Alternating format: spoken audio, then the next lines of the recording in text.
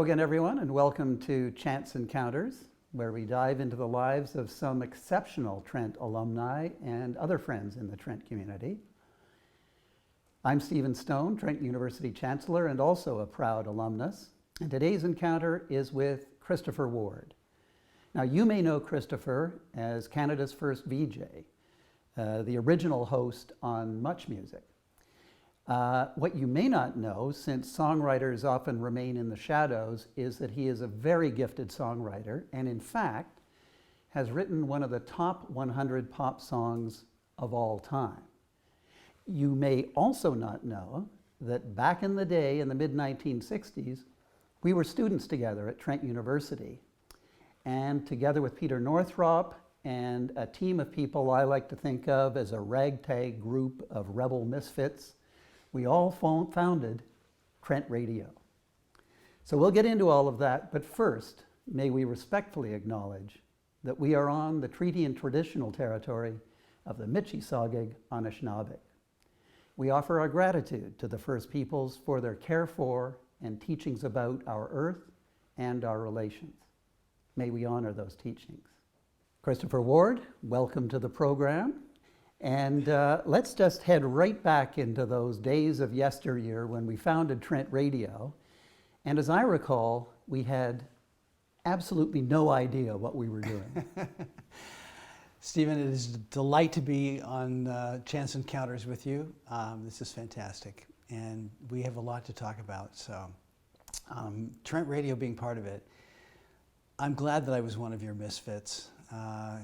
Because that was the only way we were going to discover what we were doing, was just by chance and seeing what happened.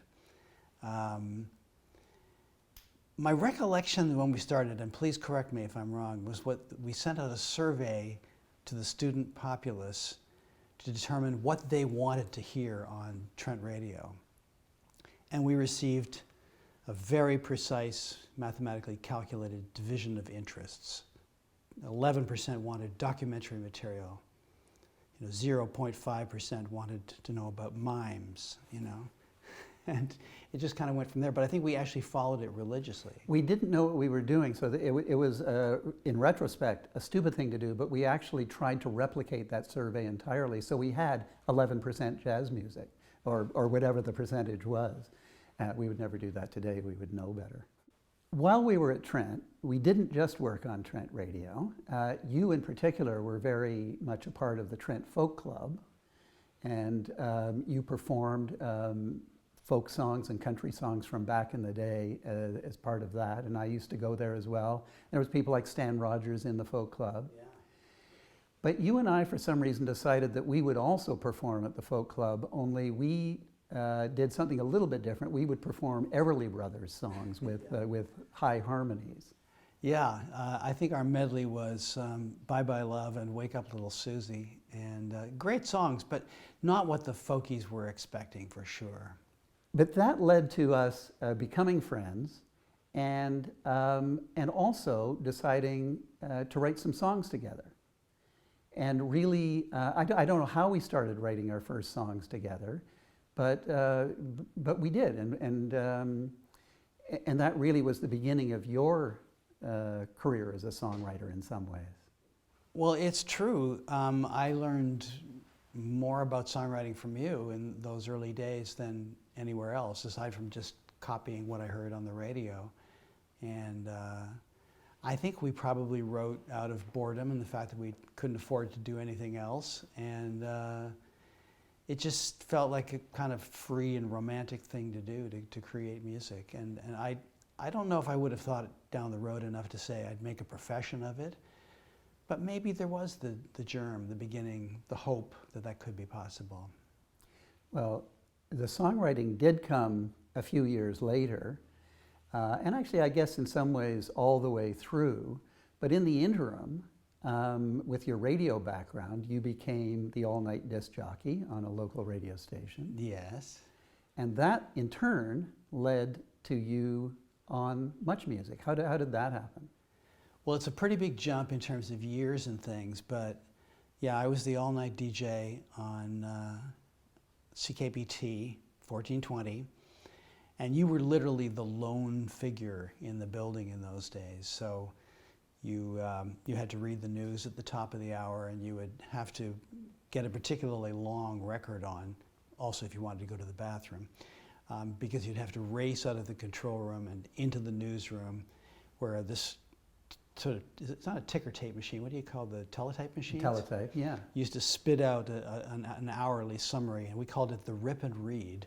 So it would come out of the machine, I'd have to rip it, and I'd have to race in and literally start breathless right into it at the top of the hour.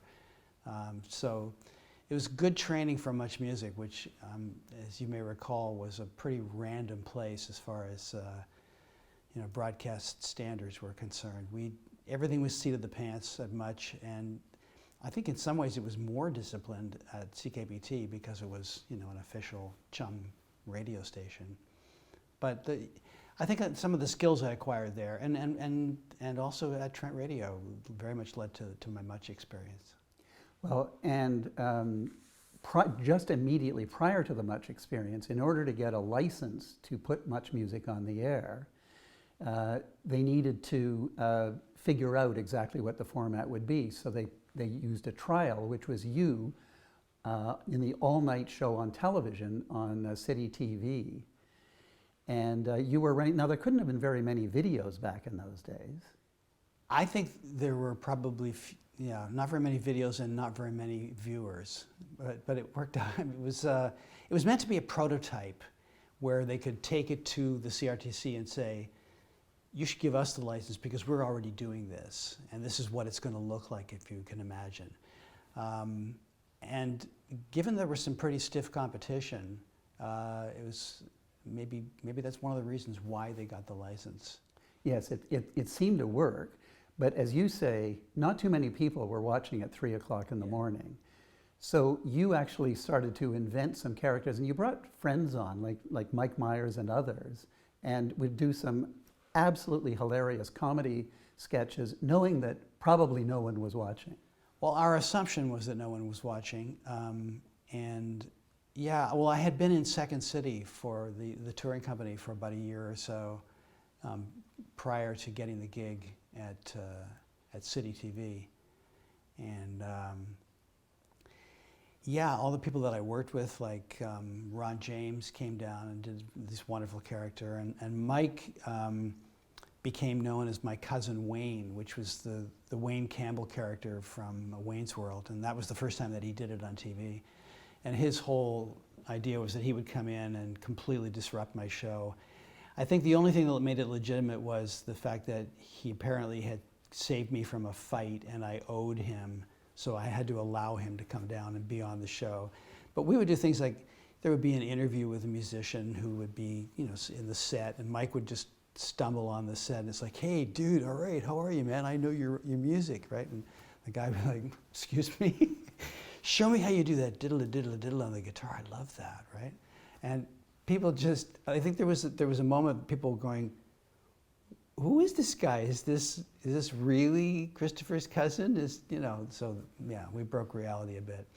Well, and then after that, of course, MuchMusic did get the license, and you were on the air for real in a much more structured fashion than you had been at 3 o'clock in the morning. Let me ask, what was the favorite interview that you ever did when in your many, probably hundreds of interviews you did on MuchMusic? Yeah, there were hundreds, and I mean, there's a lot of highlights, as you can imagine. I think the one that sort of shines above all, and you if anyone would understand, was George Harrison, because when a member of the Beatles walked into the Much Studios for a live interview, as one of the producers said, the studio became like church. It was just this aura over the entire room while George was there, and he was so gracious, and he talked to people and listened to their stories, and it was an hour live, which would never happen now with someone of that stature, I don't think. And it was fantastic, and he was everything that you would expect him to be, the classic Harrison sense of humor in full effect.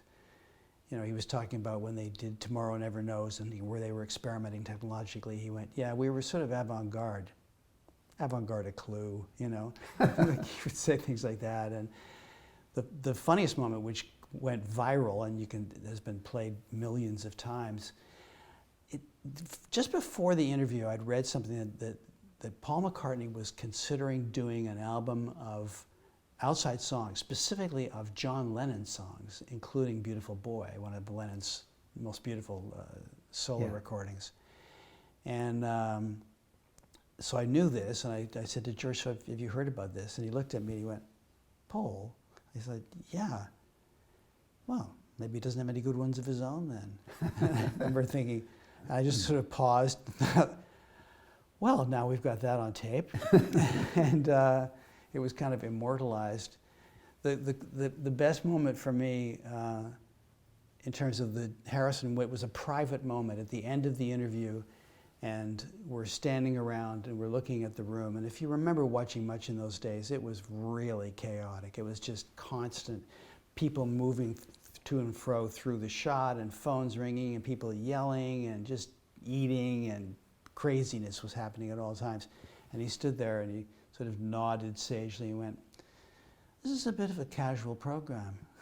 It was just like, yeah, George, it's a casual program. Well, speaking of casual, from the sublime to the ridiculous, what was the worst interview you ever did, where you were just so embarrassed or you wish it had never gone on, or it was just a complete disaster? Well, we had a heavy metal show called the Power Hour, which I did not host normally, but I think somebody was away or there was some shift change, and so I was assigned the Power Hour for this particular day. And part of it was that the co-hosts for the Power Hour, and I use the term as loosely as possible, were the two guys from Motorhead. So Lemmy from Motorhead and Filthy Phil, the guitar player, came on. And we did it in the sub basement just to create this atmosphere. And they didn't want to do it, and they weren't in the mood. And so to bribe them, the record company rep went out and bought 2 40-ounces of alcohol. One was Jack Daniels and the other was gin, I think.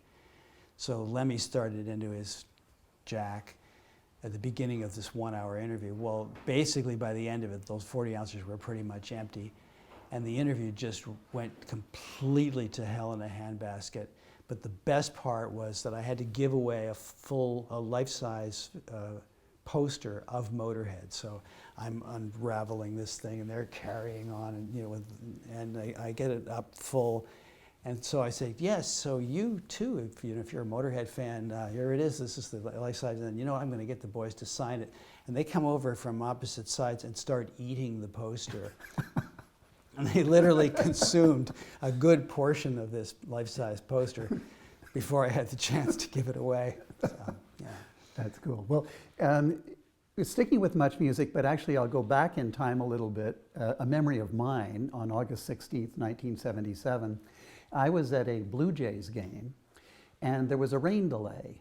And so we all huddled inside under the stand, and the local radio station that broadcast the game started playing music because there was nothing for the announcers to talk about.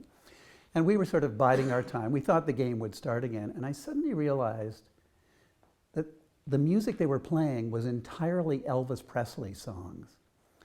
And I thought, there is something wrong. And sure enough, that was the day that Elvis died. Ah. Well, 10 years later, you are a VJ at MuchMusic, and MuchMusic sent you down to Graceland on the 10th anniversary of Elvis's death. And that was a special experience and led to a very special song. Yeah, they, in their infinite wisdom, thought there was a great story in putting me on a Greyhound bus with a camera person and 40 Elvis fanatics. And we would drive from Toronto to Memphis. So I had lots of time to get to know these lovely people who were completely Elvis obsessed. I mean, just for example, there were 3 women who had traveled together, and every year during Elvis Week, they would go to Graceland, and they were 3 generations, and that's how they would each spend their week's holidays during the year. There was a 17-year-old kid who wanted to be an Elvis impersonator when he grew up. I mean, we're talking the hardcore. So while I was on the bus, I had lots of time to research for the story that I was going to come back with about the anniversary of the death of the king. And I started reading a book about Elvis and his mother and their relationship. And the author traveled to where he grew up in Mississippi and discovered this church that Elvis had attended as a child, and where the preacher got down on one knee and just with all this intensity exhorted the congregation to respond. And when I read that, I thought, wow.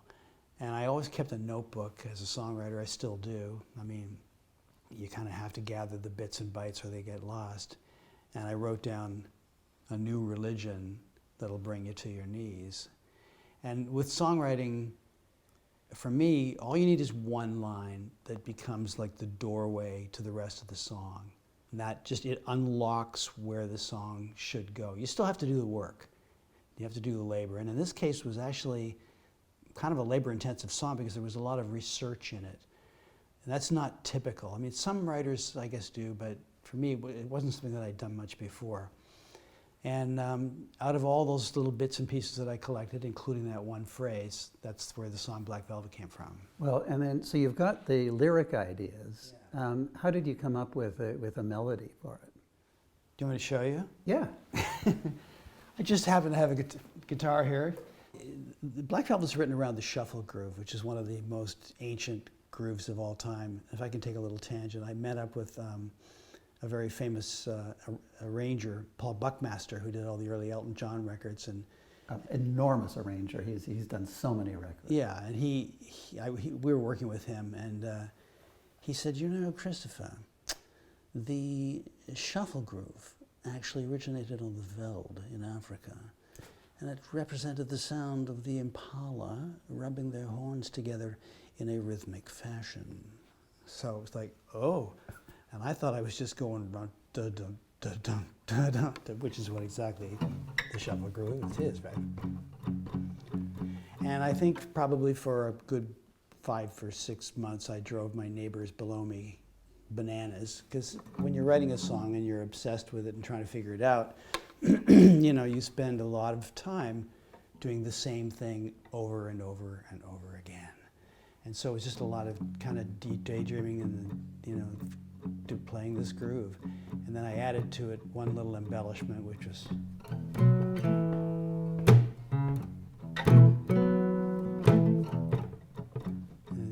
So every once in a while, if I was really bored, I'd put in the...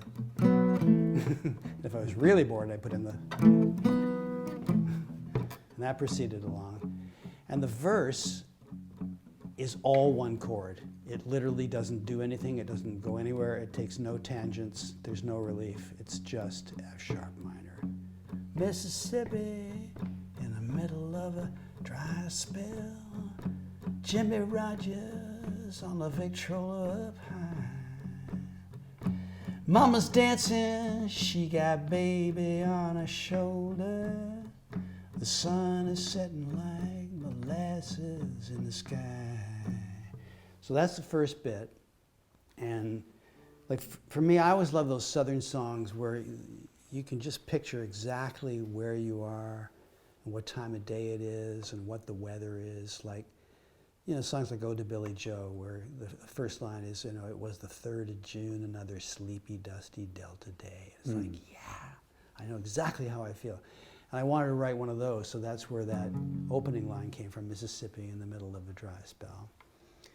But by this point, I realized that I needed to make a chord change or I was going to lose people's attention. So I went to the boy could sing, he knew how to move, everything, always wanting more, he lived you longing for.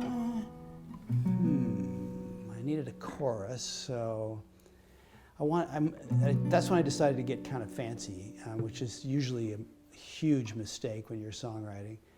And I modulated something that Steve and I know is just dear to your heart, changing keys in the middle of a song.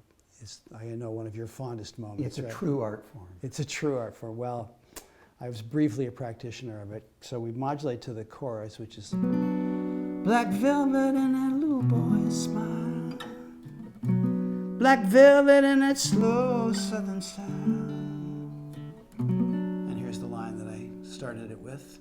A new religion that'll bring you to your knees. Black velvet, if you please. And then back to the... And that to me is the genius part, because it's one thing to modulate, it's another thing to logically and to the ears harmonically come back to where you started from. It was all an accident. There was no design whatsoever in that. I'm not nearly clever enough. You've carried on songwriting, and now we're here in the year 2020. It's an era now where songwriting and the entire process of music has become very much driven by computers. And producers will create entire songs just on a computer and then occasionally bring in musicians to maybe do some drums or at a bass line or something like that. But it's sort of one person really electronically creating songs. And you have gone back into the studio and have actually gone right back to the day and said, no, let's do it the real way. Well, I'm not a snob about it. I believe that there's no one way to do things with songwriting, and that anything that produces a great piece of music is legit. And I acknowledge that in today's business, it's a producer's game. They are the masterminds of modern popular music. And some of it's fantastic, so I have no bone to pick with people that work that way. I just can't do it. I don't have that kind of brain, and nor do I have that skill set technologically. I still love to have a story. I love to have a core emotion at the center of the song that drives it forward and makes you want to know what else happens. And I started writing songs again. I mean, I've for so many years been writing for other people, as you know. And that's a great gig if you can get it, and it's been a wonderful career. But I just hit a point where I started to want to write songs for no reason. Just to write this song, see it through, finish it, and let it become what it wants to become. And I found myself just returning to the joy of songwriting in a way that I feel like I had kind of lost for a lot of years. And part of that was thinking, well, what am I going to do with these new songs? Well, what I should do is I should get in a studio, I should get some great musicians, and we should just record them live off the floor. That's old school, you know. And then my plans were interrupted by the global pandemic. So I thought, well, how do we pull this off? And unfortunately, there's this wonderful studio in Toronto called the Orange Lounge. And it has a great atmosphere. It has great people that work there. It's a really good sounding room. And it's just big enough that we were able to keep everybody safely separated, baffled. You know, there was a booth with sliding doors for the piano player. And we recorded it just the way I wanted it, which was live off the floor. And then I was in the control room with the engineer, and I would sing the vocals in there. We ended up, of course, fixing some of the vocals afterwards because, you know, you can. And that's kind of how the process went. And it was a joyful time for me. A very organic process. I've heard 3 of the songs. There's 14 songs that you've recorded, and cannot wait to hear all 14. Now, but they're still incomplete. They're only at best at a kind of a rough mix. Yeah, phase. that's where we're at now. But you've done it the way you wanted to do it, and I think that in the little that I've heard, when this comes out, which may not be till later this fall, or maybe it'll be early in the new year. People are really going to just gravitate to something that is so authentic. Well, thank you. I hope you're right. I'm really proud of the work, and I would love it to be heard. Well, and speaking of being heard, you have graciously allowed, and of course, songwriters and artists do not like to have works in progress played before the public, but you've graciously said, just one of the songs, and it was one of the 3 I heard, so it's a random choice in some ways. It was the most complete, but still only a rough mix, a song called Sway, and you've graciously said that we could hear just about a minute of that song. So let's hear it right now. All right.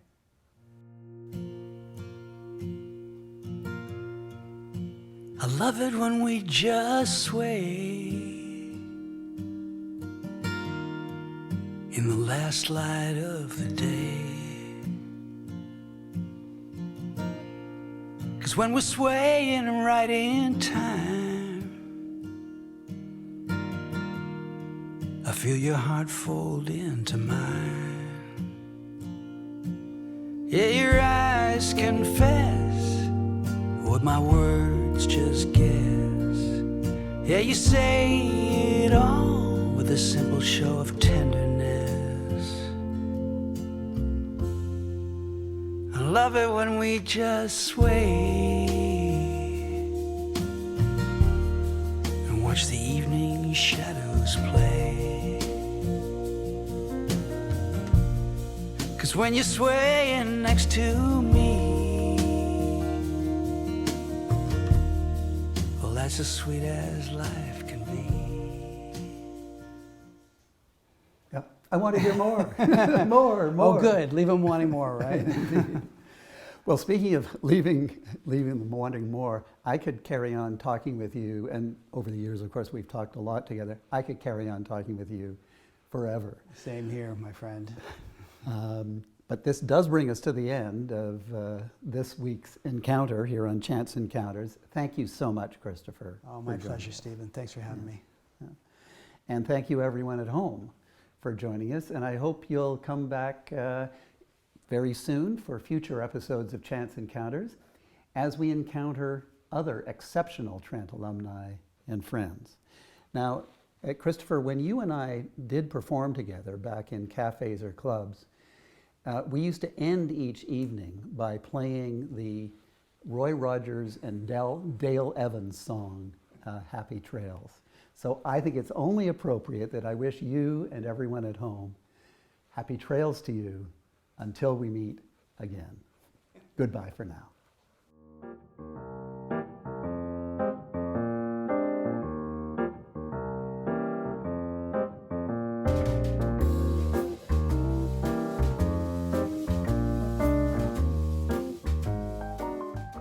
Happy trails to you until we meet